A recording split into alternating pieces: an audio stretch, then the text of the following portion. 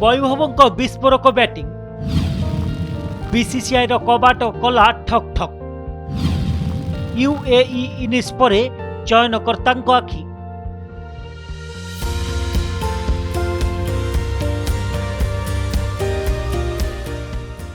पुणी कमाल कले वैभव विस्फोरक बैटिंग करी समस्त को चमकाई देले एही कम बयसर स्टार क्रिकेटर आईपीएल परे Asia cup rising star sports tournament रे निज शक्ति देखाइछन्ति वैभव आउ धुआंधार पाली परे तांको पाई टीम इंडिया रास्ता सहज हो जाइछि।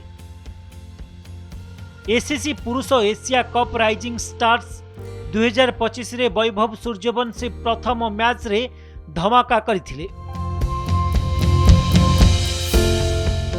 नवेम्बर 14 रे दोहार West End park international cricket stadium रे मिलित अरब एमिरेट्स विपक्ष खेला जाइथिबा मैच रे वैभव मात्र 32 बॉल रे शतक हासिल करथिले।